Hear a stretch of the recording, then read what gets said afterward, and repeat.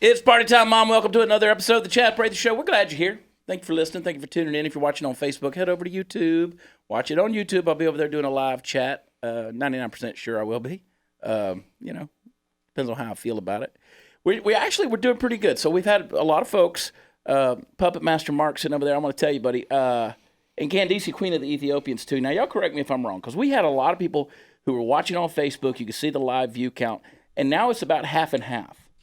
Like half the numbers are over on YouTube. And I'll go on to Facebook and I'll tell everybody, say, I love you, but join me over here on YouTube, trying to move them over. And y'all are lazy. You don't want to be inconvenienced. What I really want you to do is go to Apple Podcast or Stitcher or SoundCloud or one of those places and just listen to it, because we're ugly and you don't need to see us. It is kind of fun to watch us every now and then because we have a good time. And but like I've told you over and over again, if you're listening or if you're watching it, still go to where the podcasts are offered. They're free. Hit subscribe and listen to it. Just listen to, let it play in the background while you're getting ready. And I'll be honest with you, Candice, this is the truth. Now, you have to watch these things over and over again because you have to edit them. Yes. And make sure that nobody says anything stupid. Correct. And y'all would be surprised how many stupid things get said in this mothership that is Studio 22. One day we'll do a blooper reel. There needs to be a blooper reel out there. It's party time, Mom. And then, but the thing about it is, when I go back, and I was in here doing the talking, and I'll go back and I'll listen to it again, and I'll be like, I didn't hear that. And I was in the middle of the conversation. Yeah. I missed that point that the guest made or that somebody said that was funny. And sometimes Party Foul Steve really has something really funny to say. It's something different every single time. And plus, if they subscribe on Apple Podcasts, it automatically downloads to your phone. Yep. So I get that little push notification right as I'm getting into my car. Mm-hmm. And, I'm not going to lie. Sometimes I re-listen to the episode after watching it 4 or 5 times that day. Yep. Nothing excites me more or humbles me more than when I see us in the Apple Podcast rankings. And we're trending and doing very well. So I encourage everybody, go get the podcast. That's my free deal. That's my free deal. Dan Lombardo, my buddy, sitting over here in the hot seat, hanging out with us today. Good to see you, man. Good to see you, brother. Dan, I feel like I've spent all day with you.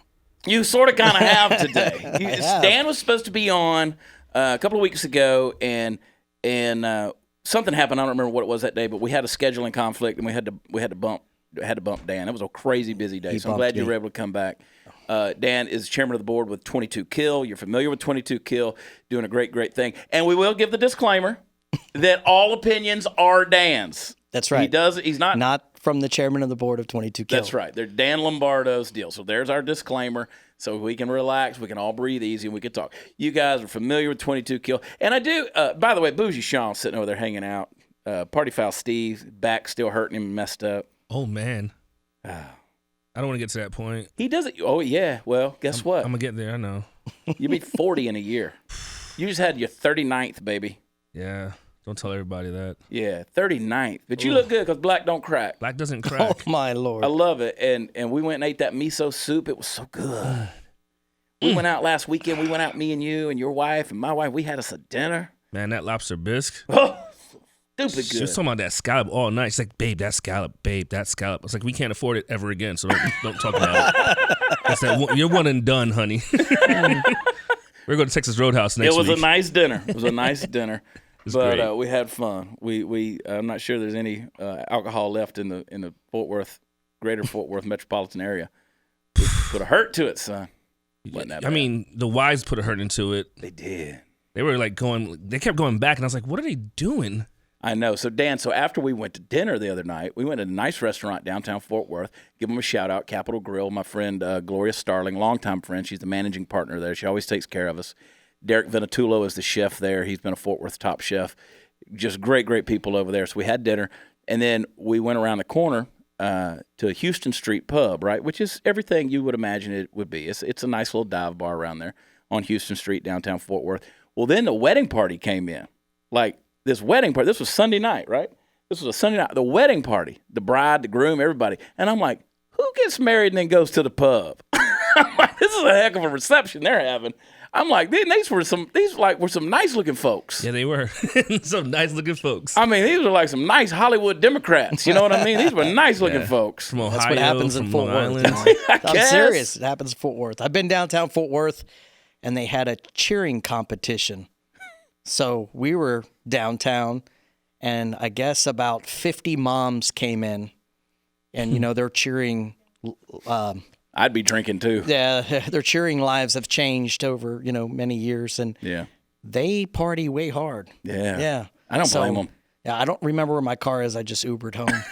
I told my wife the battery was dead because I don't remember where it was. Smart. I was like, now I got to find out what garage the vehicle's in. Yeah, don't drink and drive, people. That's right. Uber's cheap. Do not drink and drive. Life is precious. Don't drink and drive. So, Dan, we get into this because I'm going to just hang out with you today. We're going to have a good time because I had a guy the other day. He's like, I hate it when you just get on there and you talk about your denim shirts and stuff like that with your buddies. And I'm like, well, look at this brand new denim shirt I'm wearing. That's a nice shirt. You're Look at it, Shawnee. there. It's a great shirt. It's a great shirt. I didn't wear denim today. I know. I have on this little T-shirt. I know. Sorry. I started to wear denim to dinner the other night, and I didn't do it because I was like, Sean's going to wear denim. And I did. We're denim twins, kid. I love it. I know. You can't lose with that outfit. You can't. People make I fun like of that. You can't lose with that outfit. That's awesome. That's backup right there. That's true male backup right just there. go denim. Go denim. 22 Kill is a great organization. We've had our buddy Jacob Schick, who is founder of 22 Kill, in here. Jake Schick, I don't even recognize him anymore. He's lost so much weight. Yeah, he has. He's lost like 30 pounds, but doing a great thing over there. Obviously, we know that on average you're seeing 22 suicides a day from veterans that are suffering as well as first responders that are out there. And you guys are doing a great job of curbing that and making sure that there's not only awareness, but there's solutions to it. Yeah, that's our goal is, the mental health issue is actually to make a difference. Yeah. But the sad part about it, people get confused a little bit about 22 Kill. The sad part is we can't save anyone. We empower them, So it's, first of all, you have to be able to get over that stigma. And that's what we're trying to help veterans and first responders with, is the stigma that you got to say it's okay not to be okay. I mean, the fact of the matter is everybody's depressed. Everybody goes through something. So that's very difficult when it comes from the veteran side and from even the first responder side. Those are the things that people emulate that says, oh, those are the tough people. And that, but actually it's the tough thing to come in and say, listen, I have an issue. I need some help. But we do it, in all kinds of neat ways. I mean, the great thing about us, we have traditional, non-traditional therapies, and people ask, well, what's non-traditional? Well, it's the hunting, the fishing, motorcycle riding. Our wind therapy program has really taken off. So we try to do a lot of things to get that camaraderie back, get them part of the tribe, and then let them work on themselves. That's the best part. How did you get involved with them? It's interesting. So, there's a little confusion of how we all started, but we actually, Jacob and I kind of branched off at a certain point. So before that, 22 Kill was created by another Marine, and he started it with another program called Honor, Courage, Commitment. It was more of an educational type program.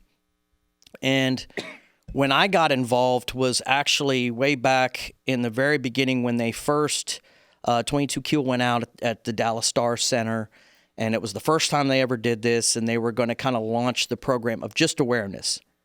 And I happened to be there, and I ended up meeting and talking with them, and they asked me, I put an event together, and, the hardest thing, I think, for first responder charities and veterans charities is to raise money. Mm-hmm. And that's because the people that are in those organizations, they're not fundraising people. So, of course, the first mistake is they just think, let's just do it in a bar. We'll raise some money in a bar. So you get the $500 or the $600, or maybe you get $1,000. So the first thing I brought to them is my experience was I was actually on the Ronald McDonald House board for 7 years. Yeah, another great organization. And I ran the golf outing for many years and really honed how to chase after some dollars. Mm-hmm. But interesting enough why I went after, of course, I'm an Air Force veteran, but when after the Ronald McDonald House, I actually moved to Austin for a short bit, so I had to resign from the board there. And nobody wants to move to Austin. Yeah. Boy, that's a different Is that going to get me in trouble if I say that? I actually, Maybe? I lived in Cedar anybody listening to this Park. cares. I lived in Cedar Park. I lived north, but I ran an office in Austin, and it had its good parts, and then there's, definitely there's some and of course some negative parts. I agree with that. But I loved that compared to the Dallas-Fort Worth Metroplex, even though there's a lot of traffic there, it's still You can get anywhere in 30 minutes, even if it's, I know they say because there's so much traffic, but they don't really know traffic till you move. You up driving this home way. to Burleson tonight? Yes. Yeah, me too. Yeah, We're going to test that That's theory. right. There's the 2 hours. I might want to just watch every one of your podcasts Exactly. again when We'll I'm in bumper to bumper traffic, because you can literally do that. Right. So, but one thing I did I said, I got to thinking about veterans charities, and I'm not going to say their name, but another organization. I contacted them and I said, hey, listen, I want to be a part of y'all's organization. Well, they said, well, we got a golf outing coming up. Why don't you buy a few spots? Well, instantly the spots were like $36 a person. I'm like, you can't even play golf for $36 a person. So ended up this organization, they had a board, and their board just wasn't involved. So come back that their first golf outing, they had to just cancel it because they didn't know how to sell players. They didn't know how to go after the money. So I went and talked to him, and my deal is your board has to be active. I mean, one thing that we push that we need is your time, talents, and your treasures. I mean, you got to give us one of those. If you say I'm going to help, you got to give me one of those. And I know Jake uses that too, but it's the truth behind it. If you're going to donate to something, either we need your time. It's okay that you don't have money, but give us your time. Volunteer at events, whatever. Your treasures, just say you got enough money and you want to sit back and you believe in something. Donate money. And your talents, if you can really raise money and you know how to get to people, then we'll use those. But those are the 3 T's, and we need one of them. If you're not going to give any of those, then you're basically not doing anything. So I asked them, hey, as their board, I called them out on that. Hey, here's what I would expect. So they basically told me this wasn't the place for me. I was shocked that I got pushed away. So interesting enough, 2 days later, I got invited to it was a night for veterans at the Dallas Stars, and I ran into those guys, and I talked to them, and they said, well, why don't you come by the office? So they came by the office. There was real great things happening, and I told them, hey, let me put an event together for you, and I'll kind of show you this is the best way to raise money. So I think the very first event that we did, we raised like $60,000. And what I promised them was like 15. So they understood and say, hey, well, why don't you be on the board? So I got on the board instantly. I would say so. Yeah. So I got on the board. So I was on the board for HCC 22 Kill. And it wasn't long after that we parted ways with the guy that started. He wanted to go off and do different things. And Jake and I got together and said, hey, we broke 22 Kill away. Let's do something special with this. We both had a vision of, and we had one other board member at that time, Corey, who's now, he was a lawyer, Marine, and he's moved on. He still donates and everything. It's just he's so busy. But it was like us 3, and we just decided, hey, we just got to do more. And especially with Jake, the great part with Jake is at that time, I think he was just in James Gandolfini's movie, and he was this was after American Sniper, and he was trying to find his place too, I think also. He wanted to do a lot more and just didn't want to do the speaking circuit, about Jake. I mean, the great thing about Jake is he's always wanted 22 Kill to become more than him. In other words, one day something might happen to me. I don't want it to not. I mean, the guy's already had his leg blown off and his arm jacked up, and he's had 15 surgeries and 43 blood transfusions. Yeah, he's definitely a trooper for sure. Yeah. That's what's funny. They were telling me this, like, yeah, man, Jake lost like 30 pounds. And I'm like, are you counting leg weight or no? Yeah. Like, is this with the leg? He has gotten serious about the diet, some working out, and no more drinking. And now he's a machine now. Yeah. I tell you what, that Hollywood, baby. It is. And what the great thing about him, and we'll go back to that part, is that usually when I hear him speak all the time. Yeah. And still, I get the freedom bumps. I mean, when he gets out there, he can even make me feel like and motivate me. And I'm chairman of the board. It just, he's got a way with just telling the truth and getting you to come out of your shell and pushing you forward. And that's what I love about that guy. I really do. But anyway, that's when Jake and I, and like I said, we moved forward and we brought on a few other guys. Mike Brower and a few other guys came on board. And then we started just really putting some bylaws together and really creating the machine we have today, and then brought in Stay the Course, and that's our mental health side, and started creating these programs. And the staff that we have now, I mean, hitting on all cylinders. And I'm telling you, they make us look good, because these are the people that work. I mean, I told you this before. It's definitely not a 5-day-a-week job. They're working 7 days a week. They show up to a ton of events. But that's where we grow into the mental wellness side of things. And, you know, I mean, great. We're making a difference, but it's just a small dent. I don't think people understand the epidemic. I mean, they hear it, and it's a number. But you know, because I'm on the board with American Valor. And so, you know, we try to come along and raise money and partner with as many organizations as we can so that we can help support them. A lot of times we raise money just to give it to other organizations. And by the way, I will say go to 22, that's the number 22kill.com, and check them out, get involved. Those 3 T's are an important thing. But with American Valor, we've had situations since I've been on their board, and, you know, it's the Kyle family, and we'll talk about, well, we helped this guy, but 6 weeks later he killed himself. And it hits home. You're like, man, we were doing everything we could, trying to get this guy the places he need to be, send him out. And it's like, this is epidemic. I mean, these guys are coming home from these war zones. And I have this theory, Dan. I'm going to run a theory by you. I've never said this publicly, but I have this theory. I've thought it. You go into these places, and I'm a spiritual dude, man. I'm not a religious guy, but I'm a spiritual guy. I believe there's some stuff going on out there, and I know what I believe. But I'll tell you, I think that we're more spirit than we give ourselves credit for. We really are. And there are things out there in the spiritual world that affect us. Now, we're sending our guys into these places, and they're fighting Islamists, extreme radical Islamists that have no problem committing suicide in order to kill their enemy. Just like the kamikazes of old. These guys will walk in there with a suicide vest. They'll send children in. It is a suicide culture. And I can't help but think that we're sending these guys over here for 7, 8, 9 deployments, and they're spending massive amount of time. They're getting spiritually infected, not only with what they're seeing physically, because that's traumatic, and that does cause the post-traumatic stress, but they're getting infected by a spirit of suicide.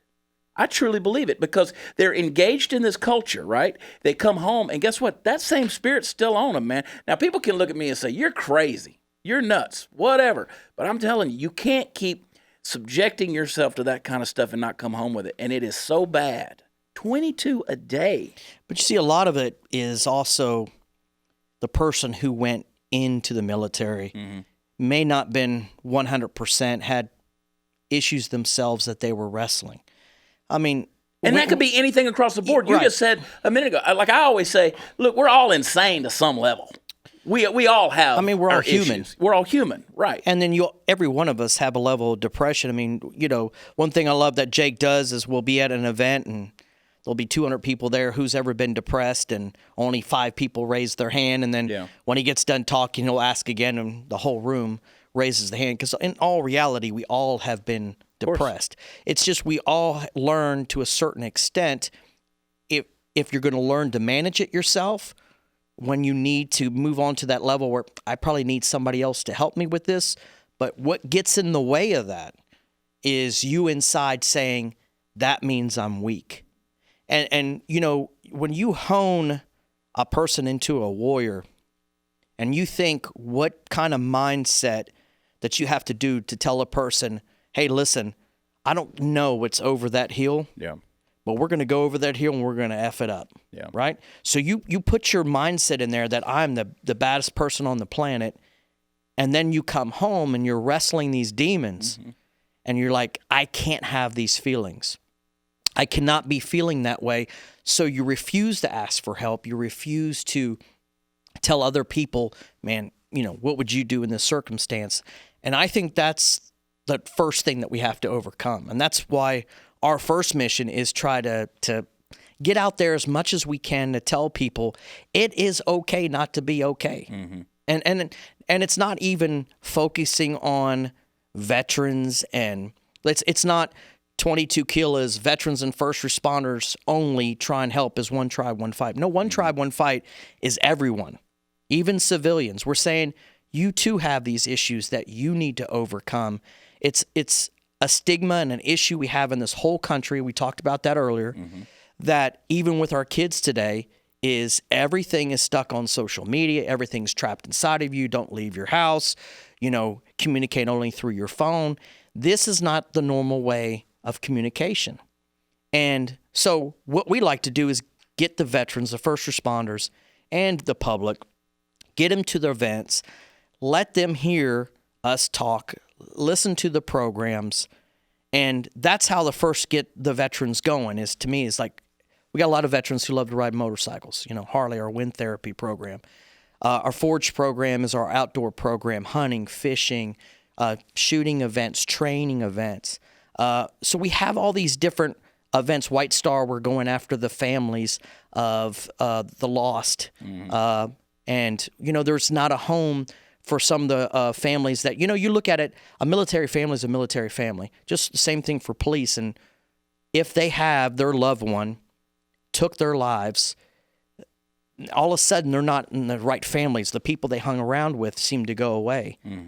But they love that core value family. So that's what White Star does is bring them back in, saying, hey, you're still part of our tribe. Right. And then last is our the program that we have that we just started, and I think we're releasing, next week.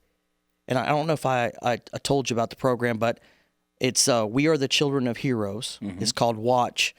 And that program is, we had a guy that was part of Snowball, with Snowball Express. And he, Buck kind of got that thing going. And what Buck really liked was Snowball was really centered around veterans. And Buck thought, well, what if we brought LEO community, first responders into this too? That really wasn't their thing, and they're doing a great job. So what Buck did was he started Watch, and now the Watch program is going to do all heroes family, the children, the wives, the spouses.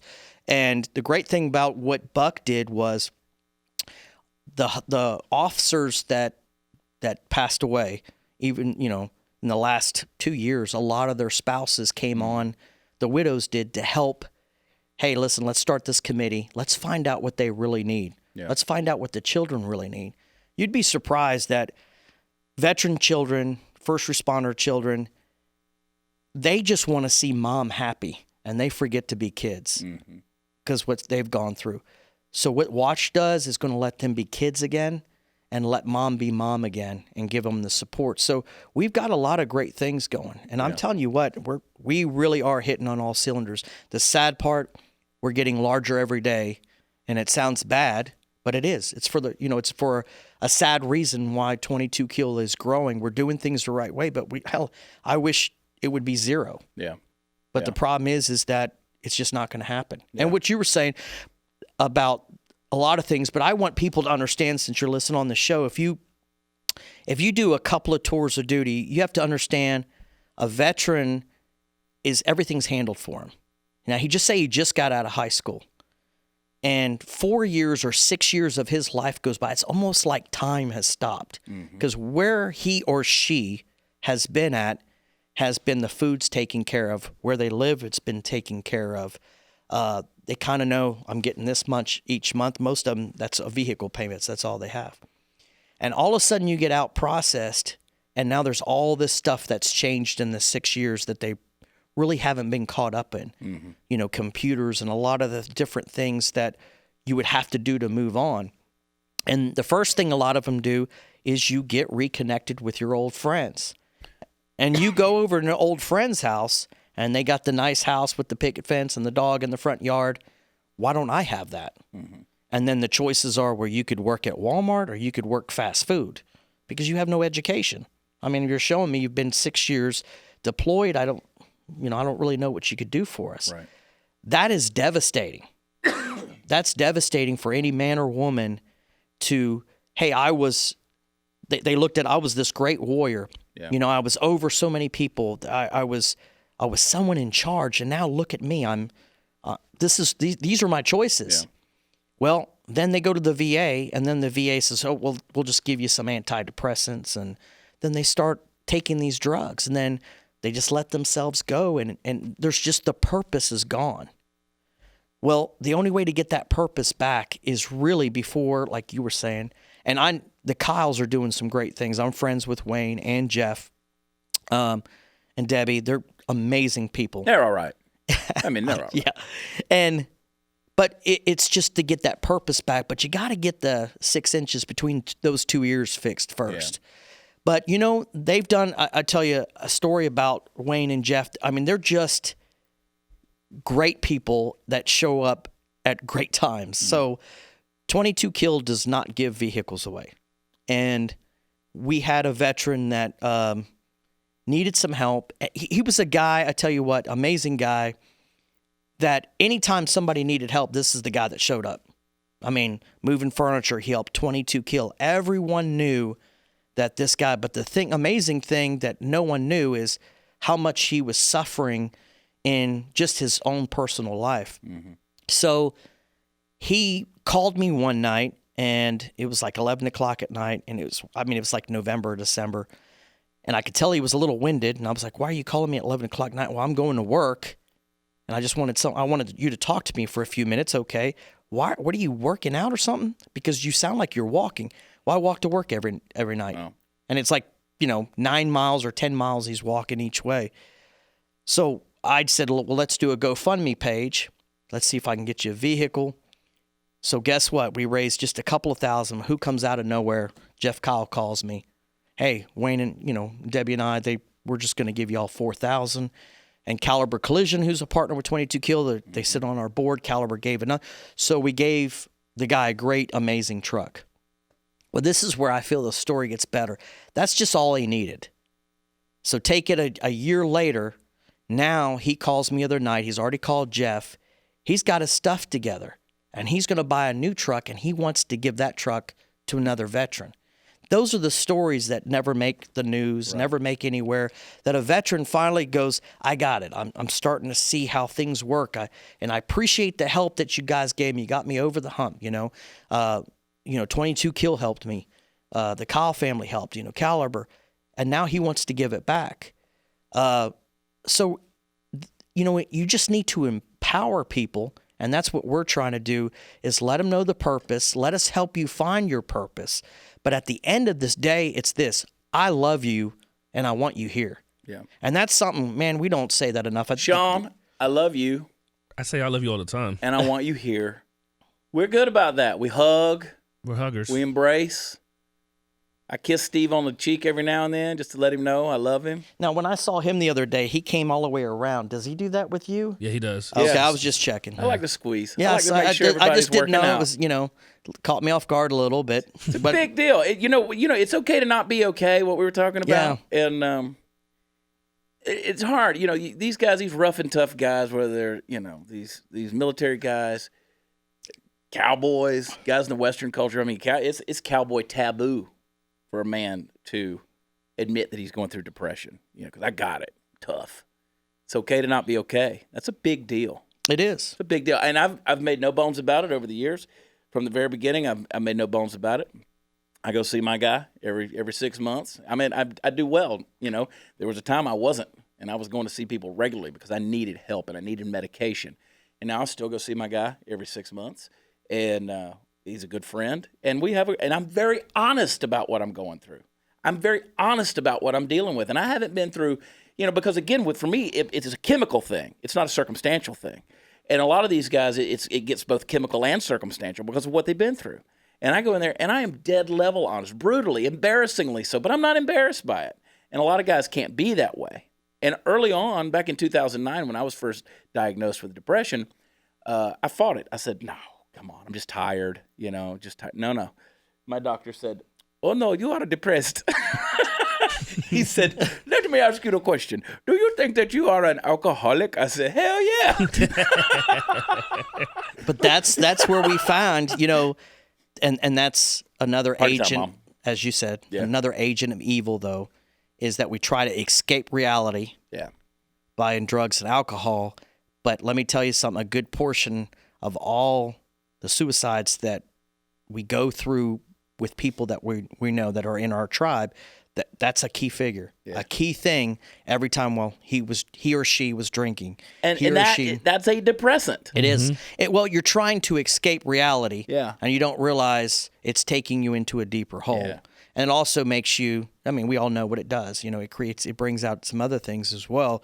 So sometimes you just have to say, hey, listen, this is part of your learning process. Is maybe you shouldn't drink for a while. Yeah. Let's work on you first. That's a hard thing. It is. I mean, people see me. We make jokes about drinking my apple juice and stuff. I'll have my whiskey or whatever. But I defy anybody in the last several years to find me, because I'm not going out and getting drunk. I won't do that. I'll have some drinks. And I love it when people come on here and they're like, oh, man, all y'all do is just drink. No. Because we know where we are. Now, we make jokes about it. And maybe we should, maybe we shouldn't. Who knows? But you're exactly right. A lot of these guys are trying to escape. And I told myself a long time ago, back when I did have a problem because of my depression, and I finally woke up one day and I said, I don't want to be that guy who's finishing off a bottle of whiskey every single night by myself, because I've looked and I've never found reality in the bottom of that bottle, ever. Never have. And I said, I'm not going to be that guy. I'm not going to use that as a solution. Well, the problem is very tempting. It digs a deeper hole. It sure does. Yeah. Because the other thing is, one of the highest divorce rates are warriors. And I'm talking about not only veterans, but first responders. I mean, there's so much stress. I mean, I have tons of friends. Most of my best friends are either veterans or police officers. And the stress they're going through right today, I don't even know how to even understand that. I mean, they can't even go anywhere, even get near somebody without somebody pulling up their cell phone. And then all of a sudden, that you're talking about, that's a judgment that might take your life. Yeah. You don't know if that person has any sort of weapon, but you got worried that, hey, wait a second, they got their cell phone up, and they're making some bad judgment calls. And there's a lot of videos that never make, the TV that show. I mean, there was one where a guy's whipping a chain around. I don't know if you saw that one. And I'm telling you, I think this cop walks backwards 4 blocks of please drop the chain, please, because he knows people have their phones out. Yeah. But finally, the guy charges him, and they end up having to take the guy's life. But it shouldn't have gone that far. Yeah, and I saw that. And he walked all the way down the street backwards. But that's because and finally got another guy around the neck. They're so worried about, because I hope your listeners understand. If a cop does one thing wrong, that's it. That's their career. They lose their job. Yeah. I mean, what else am I going to do, right? So you're back to just like the veteran, square one, starting your life over. So you think, if I'm 28 or 30 years old, or what if the cop's in his 50s and 60s, right? Man, this is be it. I mean, this is over, if this happens. So the judgment calls, they're getting really scared, really worried, and that creates a whole lot of stress. Now, the other thing is, now what I've heard is you come home and either your wife is a wife that says, I want to understand what you're going through, or she would get too worried because they bring home, they tell the stories. Oh my God, there's something that's going to happen to you. So then guess what? They bottle it all up. So the great thing that what 22 Kill does is it's off the grid. They can come see us. It's off the grid. Some of the cops that they know them in 22 Kill, of course, they come to our events and stuff. They'll say, I'll just ask them, hey, did you call or whatever? I don't know. You tell me. Did I call? I was like, HIPAA rules. They can't even tell me. I don't know if you came or not. It makes them feel a lot better realizing, no, when we mean off the grid, it is off the grid. And that's what they need, because I explained it in a different way. 22 Kill, I haven't charged a dime. Chairman of the board, I donate my time. It's pro bono. So I have my own company, Titan Electric. We only do commercial work, by the way. Commercial work, Titan Electric. Yeah. Worldwide, prestige, worldwide. Oh, sorry. So worldwide. Yeah, Titan worldwide. So, but I try to explain to people because they really don't understand the concept. And the great thing is I've had a lot of time with these chief of police all over, in every city. And now a lot of them really got it. But I explain it in this way. If I have an electrician who comes into the office and he says, he looks really bad. Hey, listen, my wife and I got in a fight. I was drinking a lot last night. I really haven't slept much. I need you to help me and understand the pain I'm going through. I'm sorry, but that's not the first thing I think of. I think of his safety, and I think of the safety of the people around him. Can he work with others right now? So I have to tell him, hey, listen, I know you're going through a lot, but you can't come to work today. You can't be around other people. Mm-hmm. So now you take that example in the way of being an officer. When they come in, they feel like, hey, listen, the first decision whoever's in charge of me is going to think if I tell I have an issue is, well, you can't be by your partner. I can't let you go in today. That's what they're scared of. So the first thing is to remove that by let them go somewhere else that they feel trust and they know I can get all of this off my chest and knowing nobody knows about it and get some really guidance on how to heal this, what I need to do. And the great part is these chief of police guys all around. I mean, from Ed now in Fort Worth to Tracy Aaron in Mansfield, there's just so many great guys. They understand, and they want to empower their officers to make sure that their officers are taken care of. Mental wellness is number one now with a lot of these places, and they're open to whatever options help their officers. Yeah. So it's really good. And then now we're getting a lot of, I'd say, national companies and larger companies that are coming to us as well and saying, what's the best way? Weird enough, one of my customers, DPR Construction, I'm speaking at a construction site tomorrow. And it's about mental wellness because they had an issue on one job, and they understand, hey, the great part about DPR and a lot of these large construction companies, they're starting to understand, hey, listen, this is something that's happening a lot. So not only will we bring, because they have veterans that work for them, but also to let the regular construction workers, the rest of them, listen to it as well, to understand this is an issue that's for everyone. So they said, instead of at first, we're going to let you just talk to our veterans, they made a decision, you know what? Everybody needs to hear this. And I said, finally, it's the mental wellness understanding of why would you want to keep your other employees from hearing that it's okay not to be okay? Because you never know who's suffering. I mean, the reason why in our logo, the gas mask, is because, man, a veteran can put that gas mask on and make you think I'm good. Yeah. I'm okay. We want that mask to come off. So that's why that's on that logo, is because we need to find out who's inside of there, and we need to see, hey, show us who you are. And you come to our events, you've been there, we hug. I mean, that's the first thing we do. You get the ring on, you're getting a hug, because we got to take these barriers that were this big, strong guys and women warriors that can't hug and love and go, no, we need to do this. That's part of the empowerment and the growth, is to understand, let's take the defenses away and let's just have that camaraderie back of that we were all a tribe and a family. So that's what I'm proud of the most, because you come to the events, that's what you see. Yeah. So people that have never been there, that's the first thing I think that they see. Yeah.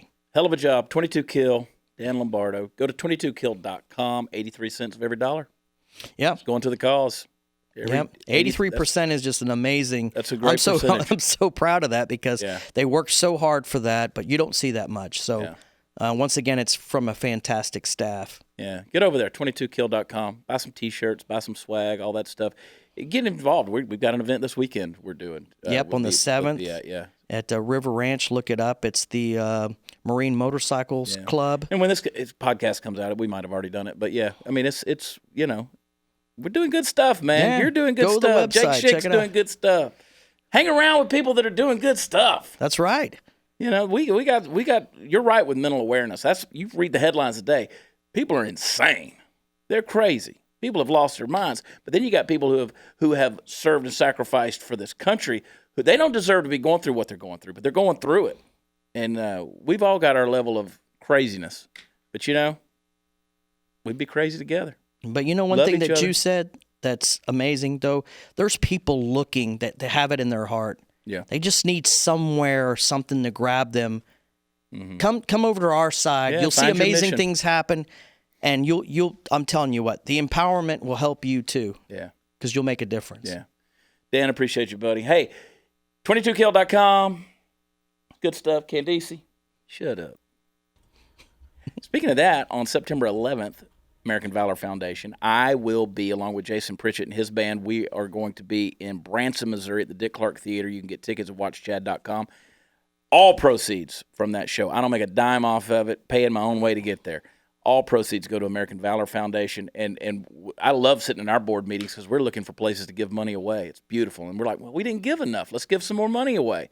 And we're trying to find these places to do it. The Kyles are just fantastic in that regard. Amazing family. We just had our semi-annual board meeting. 22 Kill came up in that. I mean, we were always talking about our friends because we're in this thing together. It's the same tribe. It really is. Awesome. So appreciate what you guys do. Tell Jake Schick to eat a sandwich. He's a completely different dude because he was in the Gandolfini film. He was in the American Sniper. Then he was in Star is Born. And what was the other one? He did the Mule. The Mule, Eastwood's Mule. I keep telling him, I'm like, I don't have a very long bucket list, but Jake, if you could get me just even as a background person, an extra in an Eastwood film, there you go. He's the one that put handcuffs on him. Think about that. I know, and did it upside down. Yeah. Did it upside down. Yeah, now it's hard to get the cuffs off. Because he ain't got but one leg. That's right. It's a funny story. Anyway, I love you guys. Thanks for watching. Now go to wherever it is on audio where podcasts are offered and listen to it again. I love y'all. God bless. Get involved. 22kill.com. Talk to you next time. Bye.